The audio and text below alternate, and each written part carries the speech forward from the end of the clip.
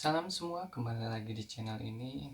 Dan pada kesempatan kali ini saya akan membahas tentang statement yang ada di beberapa sosial media, yaitu tentang statement ini. Jadi mereka itu menuliskan bahwa selama saya hidup atau seumur hidup saya tidak pernah yang namanya kesurupan. Jangan-jangan hantu itu adalah saya.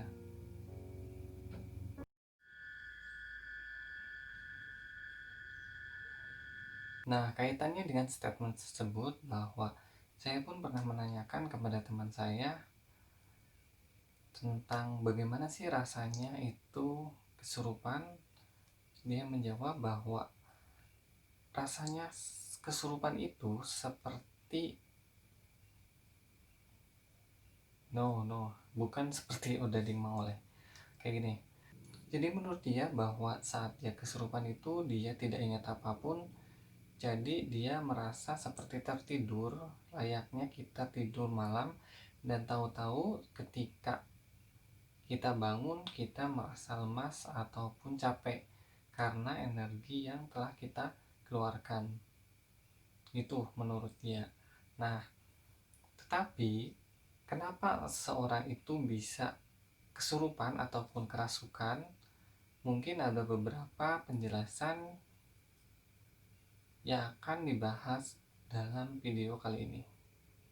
Oke, yang pertama, bagi anak IndiHome atau dikatakan anak yang mempunyai gift dari lahir, mereka itu akan cenderung sensitif. Nah, jadi makhluk seperti setan itu akan tertarik terhadap anak yang mempunyai kelebihan sejak lahir.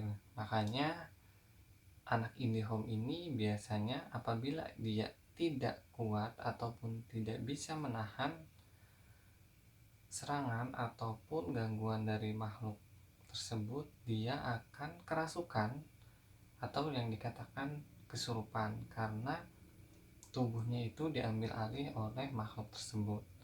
Nah, makanya bagi anak IndiHome itu sangat rentan terhadap yang namanya kerasukan. Tetapi anak-anak IndiHome ini juga mempunyai beberapa spesialis ataupun keahlian di mana setiap anak IndiHome yang satu dengan yang lainnya itu mempunyai beda kemampuan. Misalkan yang sering kerasukan itu adalah orang yang menjadi perantara, ataupun misalkan orang yang dengan senantiasa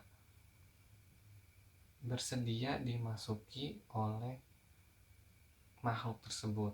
Nah, ketika seseorang ataupun anak IndiHome itu menjadi media, nah dia akan mempersilahkan ataupun dengan sukarela untuk memberikan badannya supaya bisa dirasuki oleh makhluk tersebut. Nah, beda lagi dengan anak-anak IndiHome yang lainnya. Misalkan yang lainnya itu hanya bisa melihat masa lalu ataupun masa depan yang ada di sekitar ataupun terhadap orang yang sudah meninggal. Jadi setiap anak IndiHome itu mempunyai kekuatan ataupun keahlian yang berbeda-beda. Tetapi tidak jarang juga ketika anak IndiHome ini sudah tidak bisa mengendalikan kemampuan ataupun serangan dari makhluk tersebut, biasanya dia akan kesurupan ataupun kerasukan, dan itu akan sangat sulit untuk dikontrol. Nah, itulah alasannya kenapa kita bisa yang namanya kesurupan ataupun kerasukan. Yang kedua adalah ketika kita ingin dibukakan mata batin ataupun dengan sukarela menjadi media, tapi kita tadinya bukan anak IndiHome. Nah, biasanya ketika sudah terjadi atau yang namanya mata batin ini sudah dibuka satu kali, biasanya akan mudah bagi mereka untuk masuk kedua kali ataupun selanjutnya karena mata batinnya atau sudah dibuka. Nah, tanpa mereka sadari bahwa ketika mereka sudah dibuka itu, apakah pintu batinnya itu sudah ditutup kembali atau tidak. Walaupun memang sudah ditutup, ada kemungkinan bahwa suatu saat dia akan kerasukan karena dia sudah mempunyai jalan ataupun sudah mempunyai cara agar makhluk tersebut itu masuk ke dalam tubuh dia.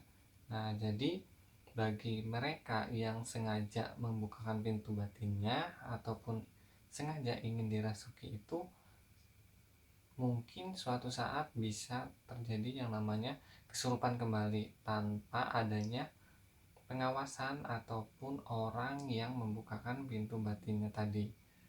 Nah, yang ketiga adalah orang yang mempunyai aura khusus ataupun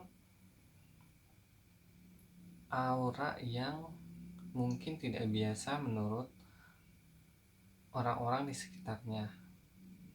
Dan aura ini hanya bisa dilihat oleh orang yang mempunyai KIP ataupun yang dikatakan anak IndiHome sejak lahir.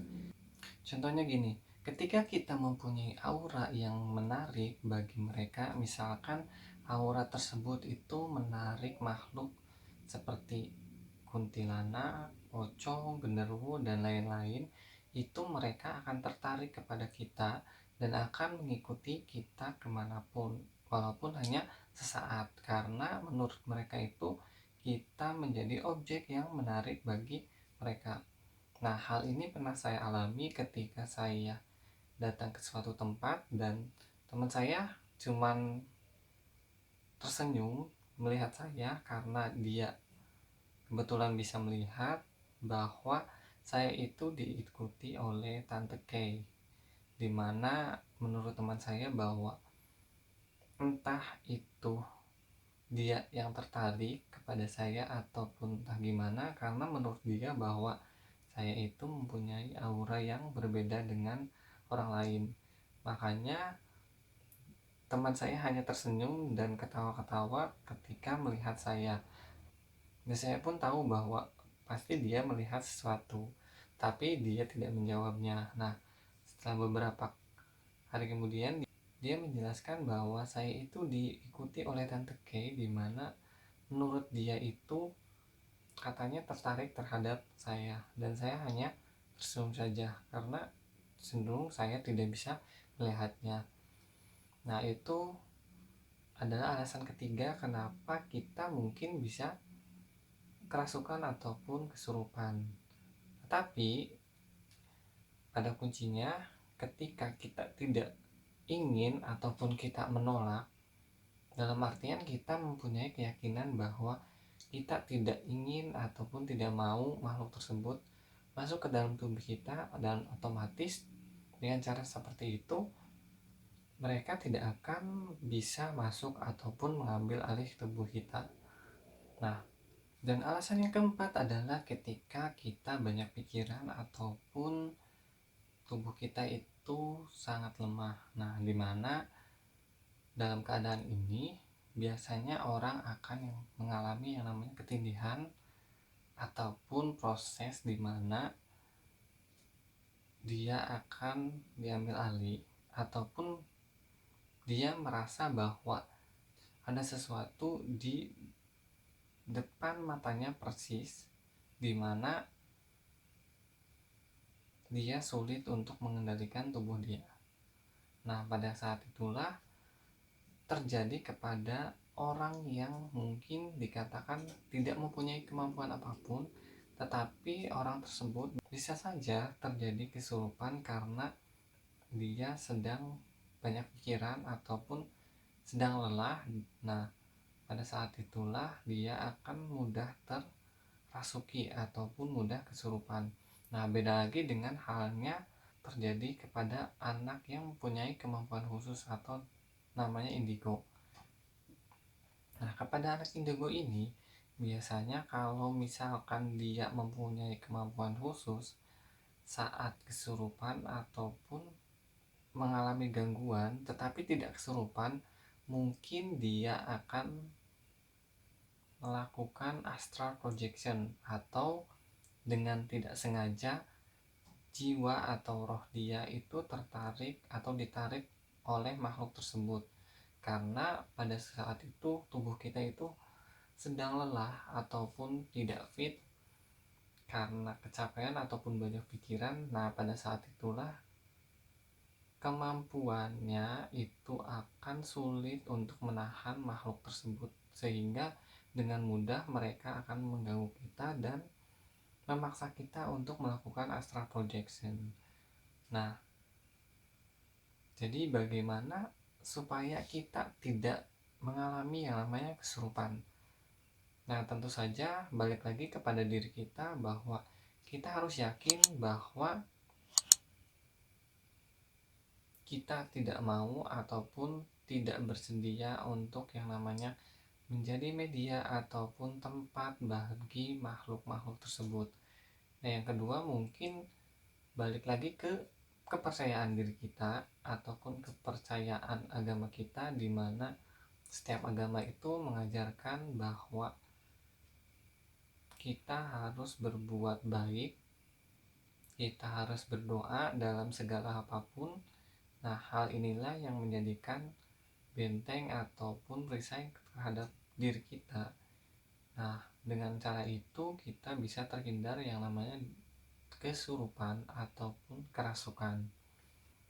Oke, mungkin cukup sekian dulu pembahasan pada kesempatan kali ini, dan masih banyak cerita-cerita ataupun pembahasan lainnya di mana dalam channel ini, karena channel ini berisi tentang jurnal ataupun pengalaman yang saya alami, entah itu hal-hal yang menyangkut dunia gaib ataupun motivasi dan pendapat saya tentang suatu hal. Jangan lupa dukung channel ini dengan cara subscribe, like, share, dan komen supaya channel ini terus berkembang.